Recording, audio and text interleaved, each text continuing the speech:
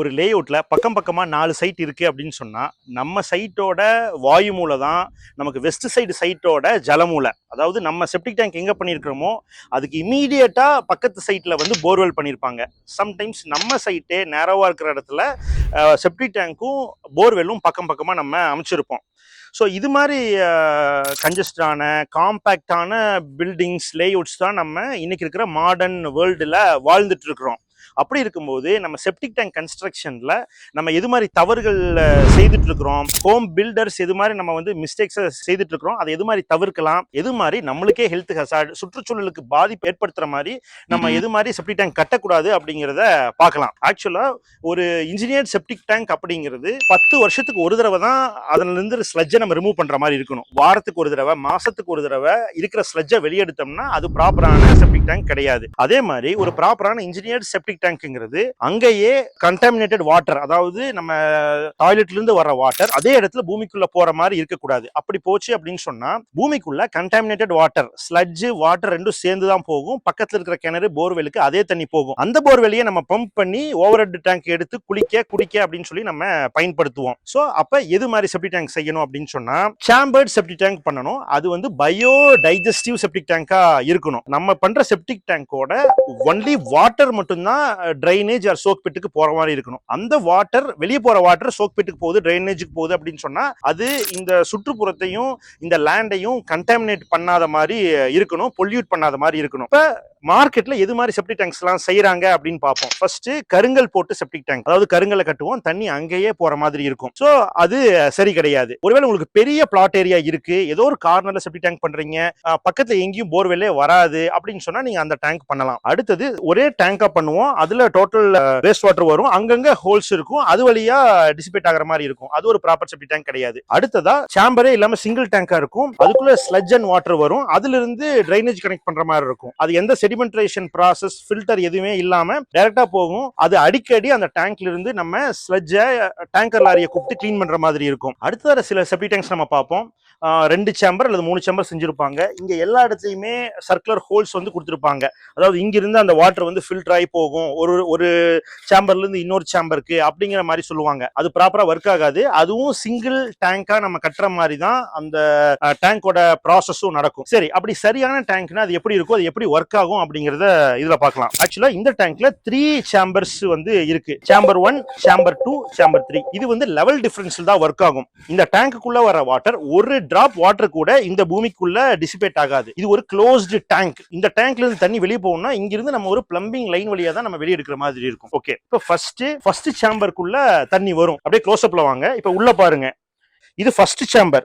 இப்போ இந்த first சேம்பருக்குள்ள inlet ஆகிற வாட்டர் செகண்ட் சேம்பருக்குள்ள டாப் வழியா போகாது, பாட்டம் வழியா போகும். இப்படிதான் போகும். பாட்டம் வழியா ஹோல் இருக்கும். ஸோ அது வழியா செகண்ட் சேம்பருக்கு வரும். ஃபர்ஸ்ட் சேம்பருக்குள்ள என்டர் ஆகிற வாட்டர் செகண்ட் சேம்பருக்குள்ள பாட்டம் வழியா வரும். ஸோ பேசிக்காவே ஸ்லட்ஜ் வேஸ்ட் மேட்டர் சாலிடா இருக்கிறது செடிமெண்டேஷன் ப்ராசஸ் பிகாஸ் ஆஃப் கிராவிட்டினால அது கீழே தான் தங்கி இருக்கும். இந்த செகண்ட் சேம்பர்ல மேல வர்றது வந்து ஆல்மோஸ்ட் வாட்டர் மட்டும் தான் வரும். தென் இந்த சேம்பர்ல நெக்ஸ்ட் 1 லிட்டர் ஆஃப் வாட்டர் உள்ள என்டர் ஆகும்போது இந்த டாப்ல இருக்கிற 1 litre of water next third சேம்பருக்குள்ள டாப்ல ஃப்ளோ ஆயிரும். அதனாலதான் இது ஒரு லெவல்லையும் இது ஒரு லெவல்லையும் இருக்கு. ஸோ எப்பவுமே இந்த 3 சேம்பர்ஸ்லயும் இந்த லெவல்ல தான் வாட்டர் இருக்கும். பிரிக் ஒர்க் இது வரைக்கும் நம்ம டாப் லேயர் செய்திருந்தாலும் இது வந்து ஃப்ரீ போர்டு. ஸோ இந்த லெவல்ல தான் தண்ணி இருக்கும். ஸோ இதுல இருந்து ஒன்லி வாட்டர் மட்டும் வித் லிட்டில் செடிமெண்ட்ஸோட என்டர் ஆகும். இதுல இந்த வாட்டர் இது ஃபுல்லாவே இருந்துகிட்டே இருக்கும். இப்ப நெக்ஸ்ட் லிட்டர் ஆஃப் வாட்டர் உங்களோட டாய்லெட்ல ஃபிளஷ் பண்ணும்போது எகைன் 1 லிட்டர் ஆஃப் வாட்டர் இதுக்குள்ள என்டர் ஆகும். பாட்டம் வழியா 1 லிட்டர் ஆஃப் வாட்டர் செகண்ட் சேம்பருக்கு வரும். டாப் வழியா 1 லிட்டர் ஆஃப் வாட்டர் தேர்ட் சேம்பருக்குள்ள வரும்.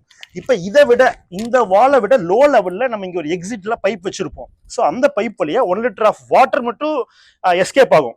இதுல கொஞ்ச நேரம் 1 or 2 hours இருக்கும்போது இதுலயும் செடிமெண்டேஷன் ப்ராசஸ்னால பிகாஸ் ஆஃப் கிராவிட்டி அந்த சின்னதா இருக்கிற ஸ்லட்ஜும் செட்டில்மெண்ட் ஆயிரும். ஸோ ஃபர்ஸ்ட் சேம்பர்ல தான் மேக்ஸிமம் ஸ்லட்ஜ் இருக்கும், ஃபர்ஸ்ட் அண்ட் செகண்ட் சேம்பர்ல. தேர்ட் சேம்பர்ல வெரி மினிமல் ஸ்லட்ஜ் தான் இருக்கும். தேர்ட்ல இருந்து ஃபோர்த்துக்கு போகும்போது ஒன்லி வாட்டர் தான் இருக்கும். சரி, அப்ப இங்க செட்டில்மெண்ட் ஆன ஸ்லட்ஜ் என்ன ஆகும் அப்படின்னு சொன்னா இது டைஜஸ்ட் ஆயிரும். அதாவது நம்மளோட இன்டெஸ்டைன்ல ஈகோலை பாக்டீரியா இருக்கும், அது அந்த ஸ்லட்ஜ்ல இருக்கும். சோ அதுவே அந்த செப்டிக் டேங்க்ல இருக்க ஸ்லட்ஜை டைஜஸ்ட் பண்ணி கேஸா மாத்திரும். சோ உங்களுக்கு ஒரு 10 இயர்ஸ் 15 இயர்ஸ் போகும்போது தான் அந்த கீழே இருக்கிற அந்த பிளாக் கலர் ஸ்லம் லிக்விட் ஆர் அந்த சாலிட் மேட்டரை நீங்க ரிமூவ் பண்ற மாதிரி இருக்கும். இந்த செப்டிக் டேங்க் ப்ராப்பரா ஃபங்க்ஷன் ஆகிறதுக்கு இந்த தேர்ட் சேம்பர்ல இருந்து வெளியே போற வெறும் நார்மலா தண்ணி வெளியே போகுது இல்லையா, சோ அதுக்கு வந்து ப்ராப்பரான ட்ரைனேஜ் இருக்கணும். ட்ரைனேஜ் இல்லாட்டி சோக் பிட் இருக்கணும். ஈவன் உங்களுக்கு ஒரு பெரிய கார்டன் ஏரியா இருக்கு அப்படின்னு சொன்னா அந்த வாட்டர் கார்டன் ஏரியா கூட யூஸ் பண்ணலாம் அப்படிங்கிற அளவுக்கு ஃபில்டரா இருக்கும். இந்த எஃப்ஆர்பி பயோ செப்டிக் டேங்க்ஸ் அப்படின்னு சொல்லி ரொம்ப காஸ்ட்லியா வர்றது, அடிஷனல் பாக்டீரியா போடலாம் அப்படிங்கிற மாதிரி எல்லாம் நிறைய அட்வர்டைஸ்மெண்ட்ஸ்லாம் நீங்க பார்த்திருப்பீங்க. அது இதே ப்ராசஸ் தான், பட் நம்பர் ஆஃப் சேம்பர்ஸ் அதிகமா இருக்கும், வால்யூம் குறைவா இருக்கும். ஏன்னா குறைவான வால்யூம் சீக்கிரமா டைஜஸ்ட் பண்ணுங்கிறதுக்காக அடிஷனல் பாக்டீரியா ஆட் பண்ண சொல்றாங்க.